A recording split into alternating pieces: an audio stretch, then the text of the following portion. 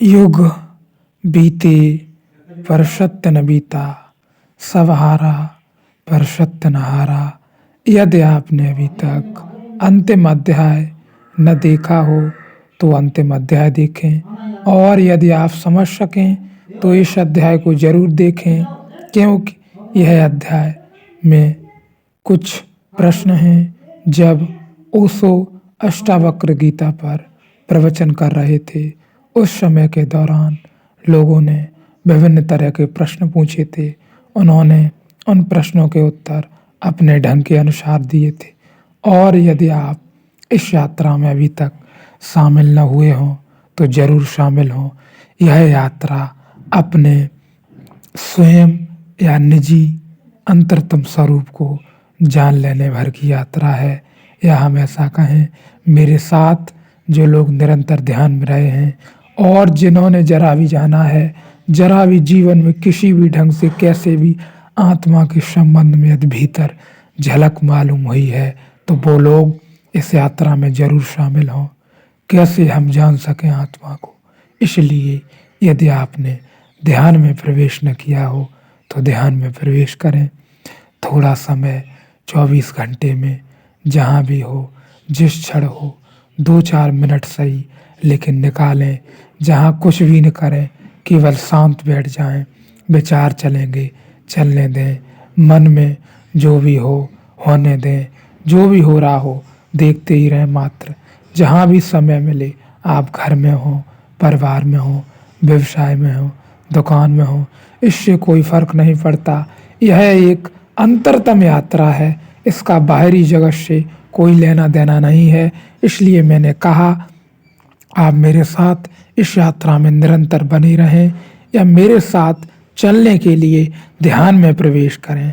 आपको यदि स्वयं के संबंध में जरा भी बोध हुआ है, आत्मा के संबंध में जरा भी झलक मिली है, और जो लोग निरंतर ध्यान में रहे होंगे उन्हें झलक नहीं, उन्होंने अब तक आत्मा के संबंध में स्मरण हो गया है कि अब हम एक शुद्ध चेतना मात्र हैं। न शरीर है, न बुद्धि है, न मन है, न विचार हैं, कुछ भी नहीं। हम कुछ ऐसा हैं जिसकी कोई सीमा नहीं, जो असीमित है, असार है, सौंदर्य है, शांति है। यह ऐसा कहें लोगों ने, जानने वालों ने, पहुँचे हुए लोगों ने, ज्ञानी लोगों ने कहा कि शुद्ध चेतना, शुद्ध आनंद हैं हम। अब हम उस शुद्ध आनंद को कैसे जाने? बातों से तो काम चलेगा नहीं। हमें जरा भी स्वयं के संबंध में स्मरण नहीं है, तो भला हम कैसे जान सकेंगे? केवल और केवल एक ही उपाय है। यदि आप बाहर भटक लिए हैं बहुत, तो अब बस अपने भीतर प्रवेश कर जाएं। धीरे धीरे जहाँ भी समय मिले थोड़ा समय निकालें, बैठें, लेट जाएं, जैसा भी उचित लगे। 2-4 मिनट, 2-4 क्षण बिल्कुल भीतर बाहर से शांत हो जाएं, और इस प्रकार धीरे धीरे ध्यान में प्रवेश करें। पाएंगे कि हम एक नई यात्रा पर, या ऐसा कहें एक नई दुनिया में निकल पड़े। है कुछ भी नहीं। हम बाहर से कितना भी चिल्लाते रहें, आत्मा आत्मा आत्मा अमर है, लेकिन हम जिस स्थिति में है जगत में, हमें और सब चीज़ों का पता है सिवाय आत्मा के। आत्मा का हमें कोई पता नहीं है, कोई झलक, कोई किरण तक हमें नहीं पता है। इसलिए मैंने कहा, आप ध्यान में प्रवेश करें। धीरे धीरे ही सही, जहाँ भी हो, जिस ढंग में भी हो, जिस स्थिति परिस्थिति में हो, वहीं से आप परमात्मा को जानने में सक्षम हैं, उपयोगी हैं। इसलिए आप छोड़ने और पकड़ने के चक्कर में बिल्कुल न पड़ें। थोड़ा समय निकालें और ध्यान में प्रवेश करें। तीसरा प्रश्न, मैं आंसू का एक झरना हूँ, लेकिन हूँ रुधा हुआ अरसे से। कैसे चट्टान हटे बुद्धि की, कैसे मैं फूट कर बह निकलूं? पूछा है योग प्रीतम ने। प्रीतम कवि हैं, और कवि के लिए सदा एक कठिनाई है, और कठिनाई यह है कि कवि का अस्तित्व तो होता है, हृदय का अभिव्यक्ति होती है बुद्धि की। तो कवि के भीतर एक द्वंद्व होता है, एक सतत द्वंद्व है।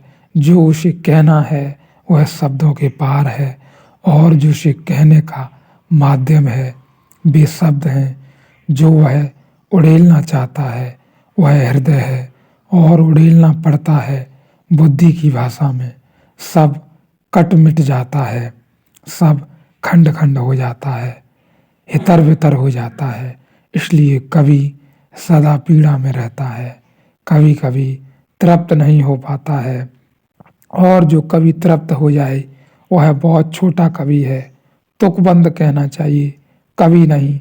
जितना बड़ा कवि है उतनी अतृप्ति होती है, तड़पता है कुछ प्रकट होने को, और जब उसे प्रकट करना चाहो तब मिलते हैं छोटे छोटे शब्द जिनमें वह समाता नहीं।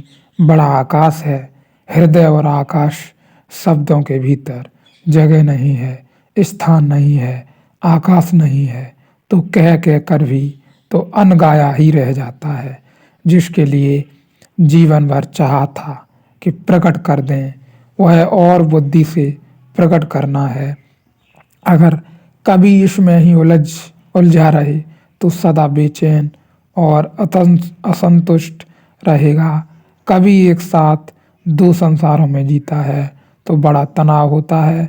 पश्चिम में बहुत से कवि आत्महत्या कर लिए, और बहुत से कवि पागल हो जाते हैं, और अक्सर कवि शराब पीने लगते हैं, और उनका कुल कारण इतना है कि उनके भीतर इतनी बेचैनी होती है कि उस बेचैनी को डालने के लिए सिवाय शराब की बेचैनी को और कुछ मिलता नहीं।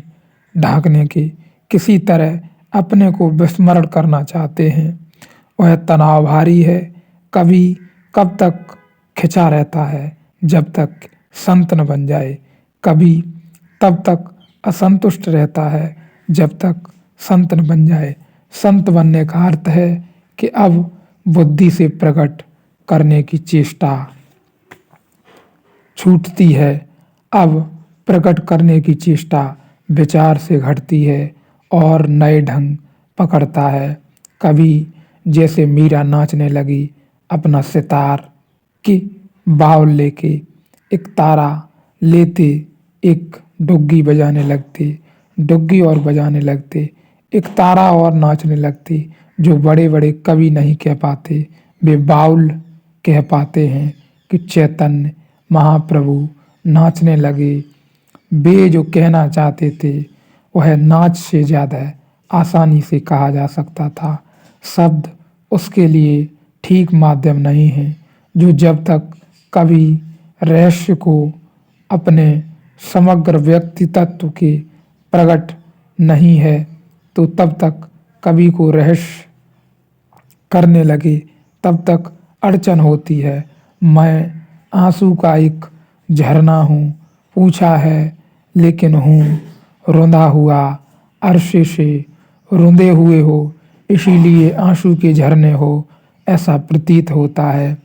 जैसे ही आंसू प्रकट हुआ मुस्कान बन जाता है। मुस्कान रुंधी रह जाए, आंसू हो सकती है, आंसू हो जाती है। रुंधी मुस्कान का नाम ही आंसू है।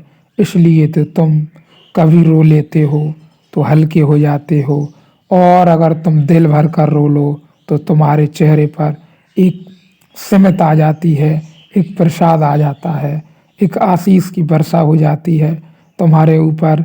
इसलिए तो रोने में इतना प्रसाद है। पुरुषों ने खो दिया प्रसाद, स्त्रियों के चेहरे पर थोड़ा प्रसाद शेष रहा, क्योंकि रोने की क्षमता कभी नहीं खोई। स्त्रियों ने बहुत कुछ खोया लेकिन एक बहुत बहुमूल्य चीज बचा ली, वह रोने की क्षमता। पुरुषों ने बहुत कुछ बचाया, शक्ति, पद, प्रतिष्ठा, लेकिन बहुत बहुमूल्य खो दिया, वह रोने की क्षमता खो दी। उनकी आंखें गीली नहीं हो पाती, और जिसकी आंखें गीली नहीं हो पाती उसका हृदय धीरे धीरे पथरीला हो जाता है। तो मैं तुमसे कहूँगा प्रीतम, अगर तुम्हें लगता है आंसू का झरना भीतर पड़ा है, रुंधा हुआ अरसे से कैसे चट्टान बहे बुद्धि की, कैसे में फूट कर बहें बहू निकलूं। और तुम जो प्रश्न पूछ रहे हो वह फिर बुद्धि का है। कैसे तुम बुद्धि से ही बुद्धि को न छूटा सकोगे। रो, दिल भर कर रो, कौन रोकता है। पहले संकोच लगेगा तो एकांत में चले गए, वृक्षों के पास बैठ लिए। वृक्ष तुम्हारा बिल्कुल भी अपमान न करेंगे कि रो रहे हो, अरे स्त्रीण मालूम होते हो। वृक्ष तुमसे बिल्कुल न कहेंगे कि प्रीतम रो मत, यह पुरुष जैसा नहीं मालूम पड़ता। अरे बहादुर आदमी, तुम रो रहे, चले आओ पहाड़ियों में, चले जाओ नदी के तट पर और रो। वृक्ष तुम्हें स्वीकार करेंगे, नदियाँ तुम्हें स्वीकार कर लेंगी, पहाड़ तुम्हें स्वीकार कर लेंगे। दिल भर कर रो, रोने के लिए कैसा क्या पूछना। ख्याल रहे जो भी निरंतर ध्यान में रहे हैं उनसे आंसुओं की धारा बहती है। यह हमेशा कहें अनुभव की बात है। जो भी निरंतर ध्यान में रहे हैं उनसे भीतर से एक आंसुओं की धारा निरंतर बहनी चालू हो सकती है। यह मेरा अनुभव है। तो आंसू को आप बहने दें, यह माध्यम है प्रेम के निकलने का।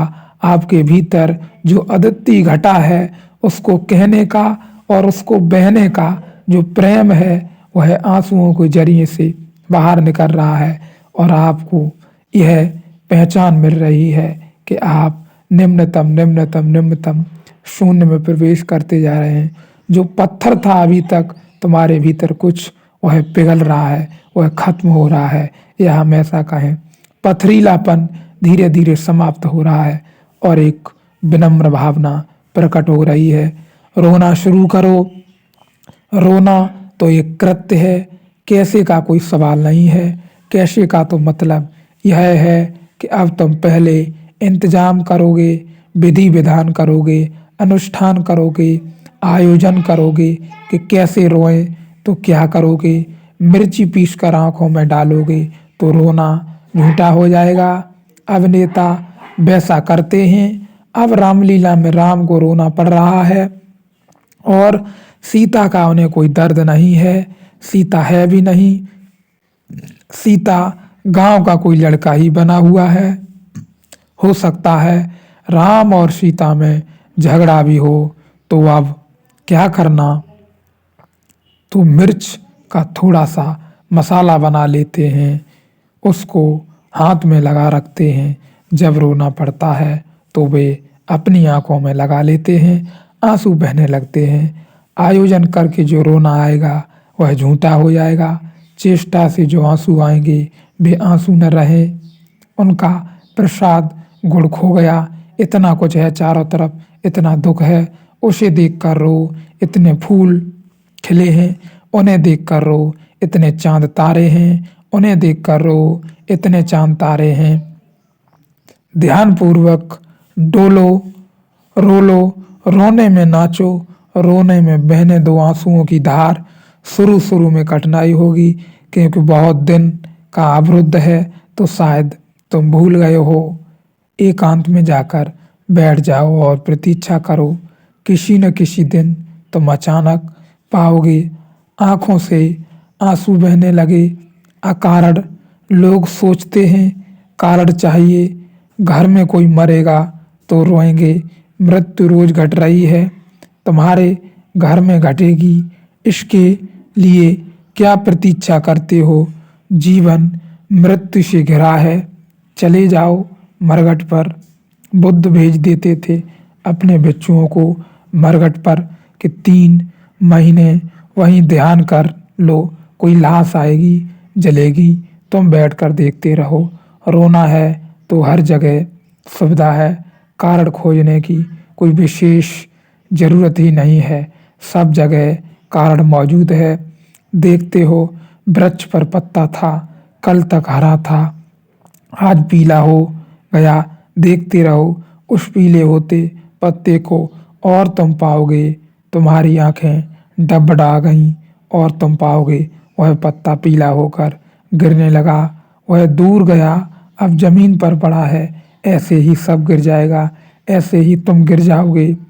ऐसा गिरना ही होने वाला है जो फला जो झरा, जो जन्मा, जो मरा, यहाँ सब तरफ इन हरे से हरे वृक्षों को भी मृत्यु की काली छाया घेर कर खड़ी है।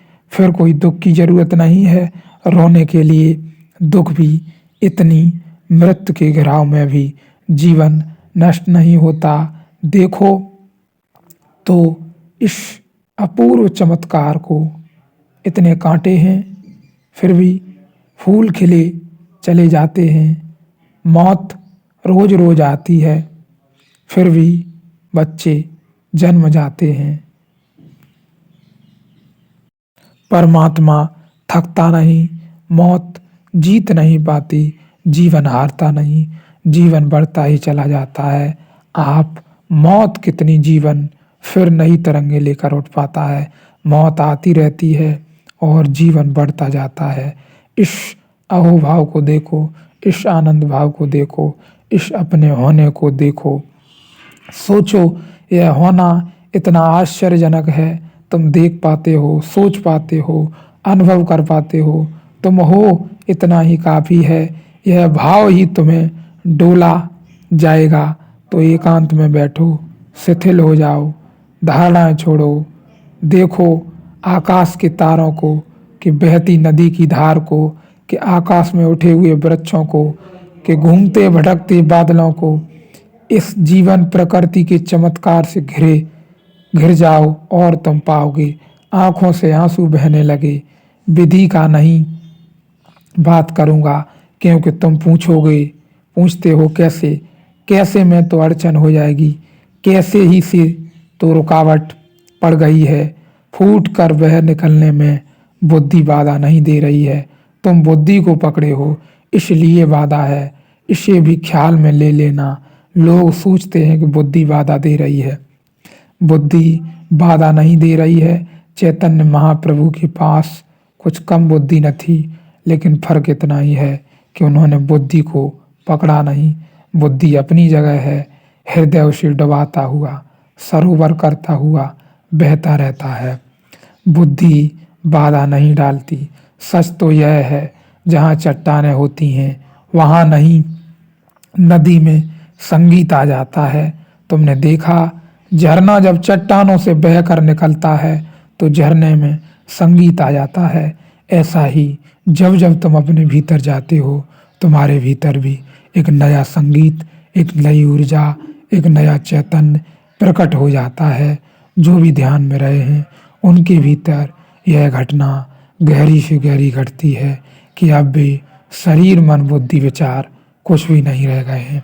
एक शुद्ध चैतन्य शरीर तो है, बस सूखा सूखा है, लेकिन एक सौंदर्य है, एक आनंद है, एक शांति है, और एक ऐसी शांति है जो अब बाहरी आकर्षण से, विकर्षण से छीड़ नहीं होती, बाहरी बदलाव से छीड़ नहीं होती या नहीं बदलती है। उस ओर ही यह ध्यान जा रहा है। ख्याल रहे तुम अपने भीतर जाओगे और तुम्हारे भीतर झरने की भांति एक नया सौंदर्य, नदी की भांति आ जाएगा। चट्टाने न हो तो संगीत खो जाता है, झरना कुछ रिक्त हो जाता है, घरना कुछ रिक्त हो जाता है। बिना चट्टानों के झरने में शोर नहीं रह जाता, स्वर नहीं रह जाता, झरना नीरव हो जाता है, झरने की बाणी खो जाती है। तो मैं तो तुम्हें कहता हूँ कि बुद्धि की फिक्र ही मत करो, बुद्धि को रहने दो। पत्थर की तरह, चट्टानों की तरह बहो, बुद्धि के ऊपर से बहो, बुद्धि को घेर कर, और तुम पाओगे कि तुम्हारे हृदय के बहते झरने पर जब बुद्धि की चट्टानों की टक्कर होती है तो उठेगा एक संगीत, उठेगा एक निनाद, एक मरमर। वही काव्य है, वही असली कविता है। एक तो ऐसी कविता है जो भाव उठता है और उसको तुम चेष्टा करके बुद्धि के शब्दों में ढालते हो, वही तुम्हारी अड़चन है। अभी एक और भी कविता है जो बहती अनायास बुद्धि की चट्टानों से टकराती, उस टकराहट से जो रव पैदा होता है, जो लय पैदा होता है, वह जो गुनगुनाहट पैदा होती है, वह एक कविता है। उस कविता में अर्थ कम होगा, लय ज़्यादा होगी, उस कविता में व्याकरण कम होगा, संगीत ज़्यादा होगा, उस कविता को शायद बुद्धि के ढांचे से समझा ही न जा सके, लेकिन फिर भी हृदय उससे आंदोलित होगा। आधुनिक काव्य की यही खूबी है, उसने व्याकरण, छोटी लयबद्धता, पुराने ढंग की मात्रा, छंद का आयोजन, थोड़ा नई कविता शुद्ध कविता है। पुरानी कविता से उसने बड़ी ऊंचाई ली है। यह बहुत लोगों की समझ में नहीं आती, क्योंकि बहुत लोग सीमा के बाहर को नहीं समझ पाते। बुद्ध, बहुत लोग व्याकरण के बाहर को नहीं समझ पाते। बहुत से लोग परमात्मा परिभाषा के बाहर को नहीं समझ पाते। ख्याल रहे, कितना भी पढ़ो, कितना भी सुनो, कुछ भी करो, कितना भी पढ़ लो, कुछ भी करो, लेकिन ख्याल रहे जो परमात्मा है, जो सौंदर्य है, जो हमारे भीतर ध्यान से निकलता है, वह अवर्णनीय है। यह ऐसा कहें अशब्द में है, उसे किसी भी शब्द में बांधा नहीं जा सकता, पकड़ा नहीं जा सकता। जो शांति है उसके विपरीत कुछ भी नहीं है। जो तुम्हारे भीतर मौजूद है उसके लिए कोई शब्द काम नहीं करते।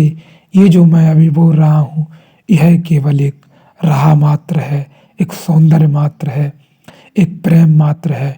इसमें से यदि तुम्हें कोई भी समझ में आ जाए बात, तुम्हारी राह में सहयोगी कर जाए, बस इतना काफ़ी है। बाकी तुम्हें अपने भीतर ही जाना होगा। भीतर ही छिपा है सौंदर्य, भीतर ही छिपा है रस। केवल और केवल ये जो कह रहे हैं, चाहे कोई भी हो, उनकी बातें आपको सुननी चाहिए अपनी इच्छा के अनुसार। यदि तुम्हें लगे कि अब किसी को सुनने की आवश्यकता नहीं है, हम अपनी राह पर हैं, तो किसी को भी सुनने की ज़रूरत नहीं है। और मैं यह निश्चित कह सकता हूँ कि जब तक तुम अपने भीतर न जाओगे, तुम जान न सकोगे। कितना भी पढ़ लो, तुम अपना सारा जीवन पढ़ने में लगा दो, खूब लोगों को सुनो।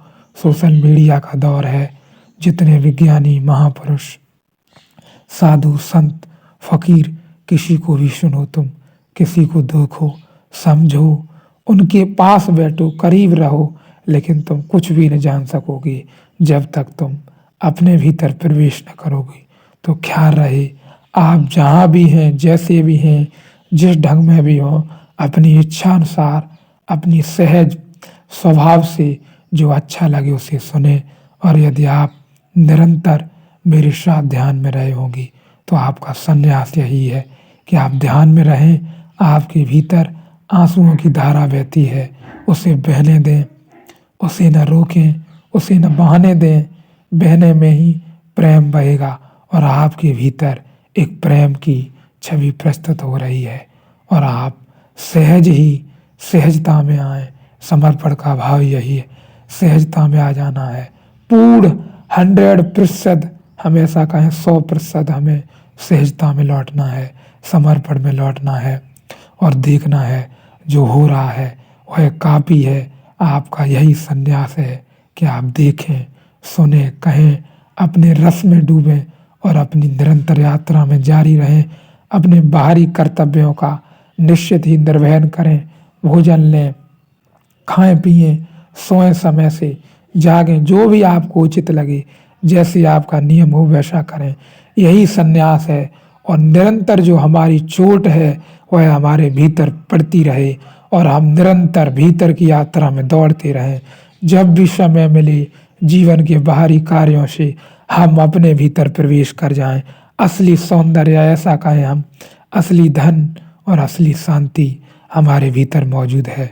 दुनिया में ऐसी कोई चीज़ नहीं है जो बाहर हमें शांति दे सके। सब क्षणभंगुर हैं। या हम ऐसा कहें, यह बात ही फिजूल की करनी है। यदि हमें शांति को देखना हो, जानना हो, तो हमें तत्काल, तत्क्षण, हम जैसी भी स्थिति परिस्थिति में हो, जहाँ भी हो, जिस भी ढंग में हो, जिस भी दुनिया में हो, अपने भीतर प्रवेश कर जाना चाहिए, क्योंकि वहीं से क्षण क्षण, क्षण क्षण नया सौंदर्य निकल रहा है। वह काफ़ी है, उसका कोई दोहराए नहीं है।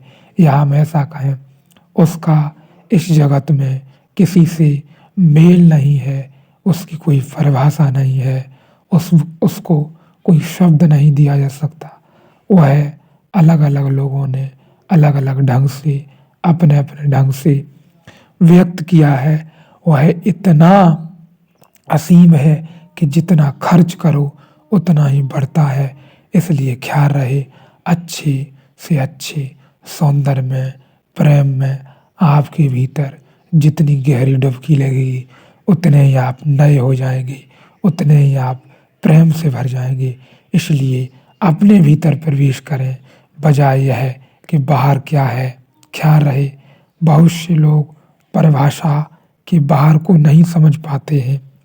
ऐसा नए चित्रों में भी हुआ है, नई मूर्तियों में भी हुआ है, नई कविता में भी हुआ है। सारे जगत में एक विस्फोट हुआ है। वह विस्फोट हृदय को बहाने से है। बुद्धि के पत्थर पड़े रहने दो, इससे हानि नहीं है। इससे बुद्धि के इन पत्थरों से थोड़ी समृद्धि ही बढ़ेगी। और कवि को चाहिए प्रेम, चाहिए प्रार्थना, चाहिए परमात्मा, अन्यथा अड़चन रहेगी। जब तक कविता भजन न बने तब तक दुविधा रहेगी, और जब तक कविता प्रार्थना पूर्ण न हो जाए, अर्चना न बने, नैवेद्य न बने, तब तक अड़चन रहेगी। कौन है अंकुश, इसे मैं भी नहीं पहचानता हूँ, पर सरोवर के किनारे कंठ में झूल रही उस त्रया, उस वेदना को जानता हूँ। आग है कोई नहीं जो शांत होती और खुलकर खेलने से निरंतर भागती है, टूट गिरती है, उमंगे बाहुओं का यास हो जाता है, शिथिल है अप्रतिभ में, उसी में फिर दुर्गम जलाही में डूब जाता है। फिर वही उदिग्ध चिंतन, फिर वही प्रच्छा चिरंतन रूप की आराधना का मार्ग, आलिंगन नहीं तो और क्या है। इस तरह का सौंदर्य को उपहार, रस चुम्बन नहीं तो और क्या है। रक्त की उर्मूलता, हरों की परिधि के पार कोई सत्य हो तो चाहता हूँ भेद उनका जानना। पंथ और सौंदर्य की आराधना का व्योम में यदि शून्य की उस रेख को पहचान लूं, शून्य है सब और नीचे भी नहीं, संतोष मिट्टी से दूर होता भी कभी, अंबर नहीं पर कुछ भी न पाना। प्रश्न तो जो गढ़ता गगन की शून्यता में गूंज कर संतोष, और शून्य से आकर सुषमा के भवन में युद्ध से भागे हुए उस वेदना की भूल युवक सा जो कहीं एकता नहीं, बेचैन सा गिरता अकुंठित तीर सा सीधे प्रिया की गोद में। नाथ जल का स्रोत है, ख्याल रहे अब तुम्हारे भीतर एक शून्य, शून्य गहरा शून्य। शून्य में तुम कुछ भी बनाओ, जैसे तुम मिट्टी में रेत में घर बनाओ और वह हवा आ जाए, पानी आ जाए और फिर से मिट्टी में मिल जाए और नष्ट हो जाए। इसी प्रकार जो लोग ध्यान में रहे हैं निरंतर, उनके भीतर एक गहरा शून्य है। शून्य में जब भी बुद्धि आती है, विचार आते हैं, तभी तुम्हारे आनंद में बाधा पड़ती है, तभी तुम परेशान होते हो। और यह तो आता जाता रहेगा, लेकिन हमें उस सौंदर्य में जीना है जो शून्य है। उस शून्य में तुम कुछ भी बनाओ, ज़्यादा देर नहीं टिकता। या हम ऐसा कहें, किसी भी झूठ को पकड़ो, बुद्धि किसी भी झूठ को बाहरी जगत में पकड़े, वह ज़्यादा देर नहीं टिकता। और बुद्धि का काम है भटकाना, मन का काम है भटकाना, विचार का काम है भटकाना, विचार का काम, मन का काम, बुद्धि का काम इतना ही है कि बाहर कुछ ऐसी चीज को प्रिय बना लेना क्षणभंगुर को, जो नहीं है, जो हो नहीं सकती, जिससे कभी कुछ मिला नहीं सिवाय दुख के, सिवाय दुविधा के। छाया सघन है, नींद श्यामल मेघ है, शीतल पवन है, किंतु जाग कर देखता हूँ कामनाएं बर्त का सी बल रही हैं। जिस तरह पहले पिपासा से विकल थीं, प्यास से अवकुल अभी भी जर रही हैं। प्राण की चिरंग संगनी यह बहन, इसको साथ लेकर भूमि से आकाश तक चलते रहो। मृत नर का भाग्य, जब तक प्रेम की धारा न मिलती आप अपनी आग में जलते रहो। मृत नर का भाग्य, जब तक प्रेम की धारा न मिलती आप अपनी आग में जलते रहो। काव्य एक यात्रा का प्रारंभ है, अंत नहीं। काव्य की अंतिम पूर्ण युति तो प्रेम में है। कवि का हृदय तो केवल इस बात की सूचना दे रहा है कि तुम प्रेम की बड़ी गहरी संभावना है जो नहीं घट रहा है। करो प्रेम। तुम पूछोगे कैसे, फिर प्रेम के लिए कैसे की कोई जरूरत नहीं। शुरू करो ऐसे ही कैसे।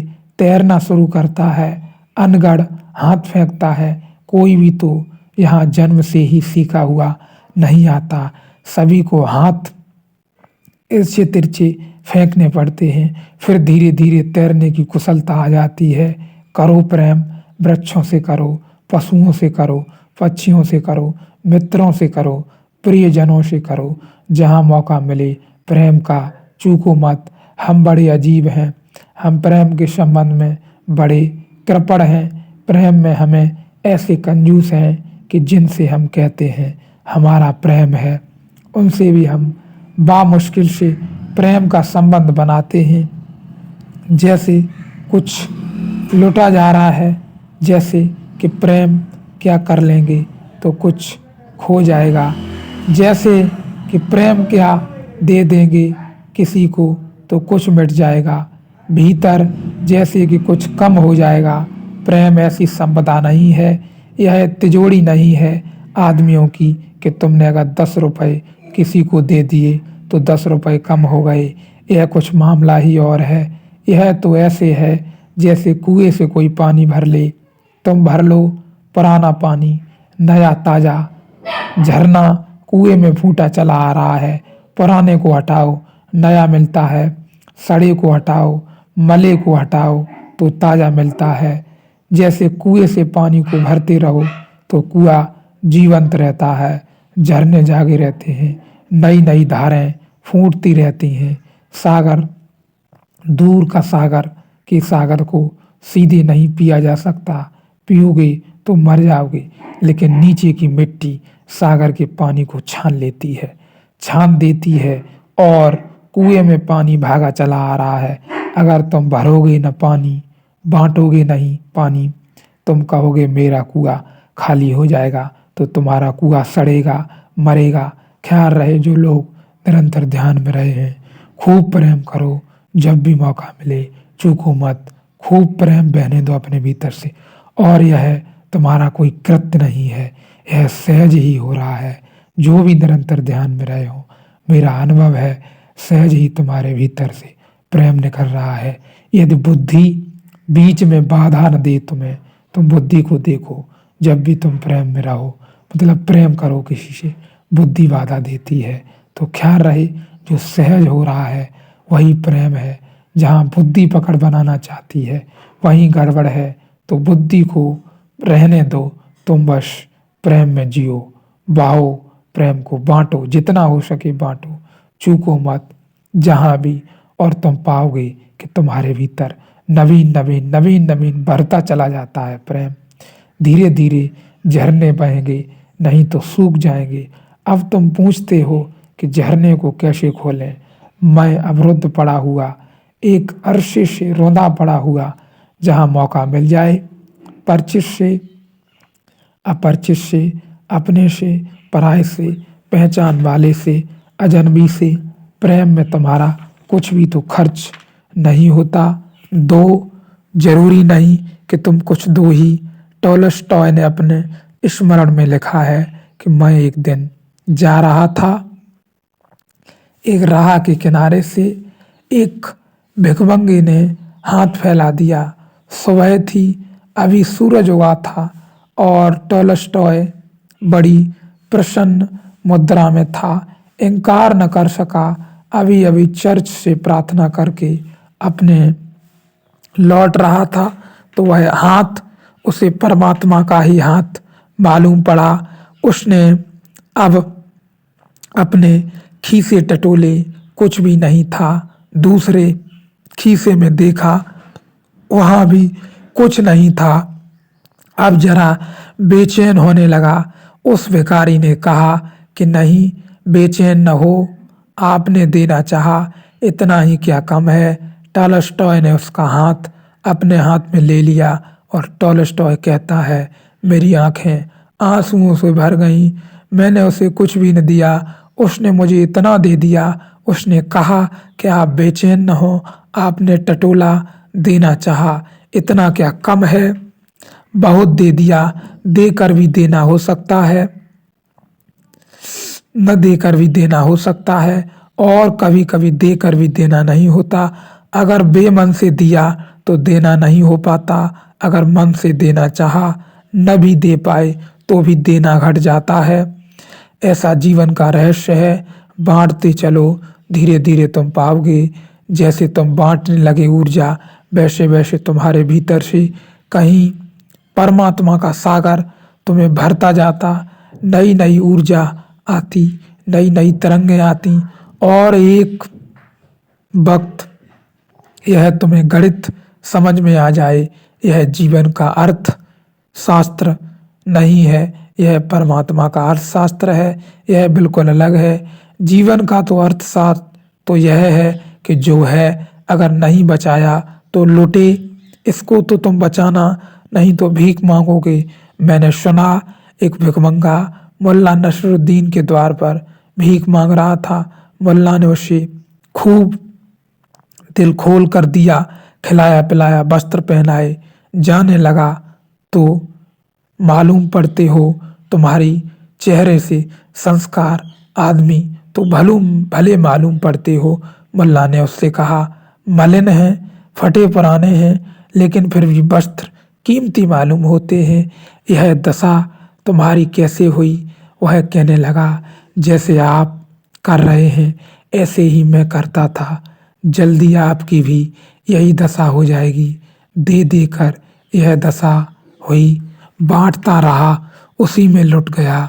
तो एक तो बाहर की जगत का अर्थशास्त्र है, यहाँ छीनो तो मिलेगा, यहाँ दो तो खो जाएगा।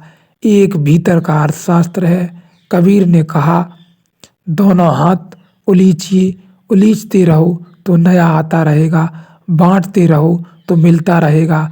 जो बचाया वह गया, जो दिया वह बच गया। जो तुमने बांट दिया और दे दिया वही तुम्हारा है। अंतर की जगत में तो दो काम करो, प्रेम बांटो और आंसुओं को आने दो, और दोनों हाथ साथ साथ हो जाएं, क्योंकि दोनों एक ही घटना के हिस्से हैं। जितना हृदय में प्रेम बटने लगता है, उतनी आंखें गीली होने लगती हैं, नम होने लगती हैं। प्राण की चिर संगनी यह बहन, इसको साथ लेकर, हाँ, प्राण की चिर संगनी यह बहन, इसको साथ लेकर भूमि से आकाश तक चलते रहो। मृत्यु नर का भाग्य, जब तक प्रेम की धारण न मिलती, आप अपनी आग में जलते रहो। यह जो आग है, जलन है, यही कल फूल की तरह खिलेगी। यह आज जो अग्नि है, यही कल तुम्हारे भीतर कमल बनेगी। मगर बांटो, प्रेम सूत्र है, और प्रेम की जगत में कैसे का कोई संबंध नहीं। बेशर्त बांटो। यह भी मत कहना किसको, यह तो कंजूस पूछता है। पात्र अपात्र, यह भी कंजूस पूछता है। हम कौन हैं, तय करें कौन पात्र कौन अपात्र। जो मिल जाए दे दो, और जो तुमसे तुम्हारे प्रेम को ले ले उसका धन्यवाद मानना, आभार मानना। इनकार भी कर सकता था, उसने इनकार न किया। तुम धन्यभागी हो, उसने तुम्हें अपने को लुटाने का थोड़ा मौका दिया, क्योंकि उस लुटाने से ही तुम और भरोगे। उसे धन्यवाद देना। प्रेम जीवन में आए तो धीरे धीरे प्रार्थना भी आ जाती है। और जब तक काव्य की क्षमता भजन न बने, जब तक काव्य प्रार्थना न बने, तब तक कवि को बड़ी बेचैनी रहेगी। तुम्हारा काव्य जब उपनिषद बन जाए तो कवि मर जाता है और ऋषि का जन्म होता है।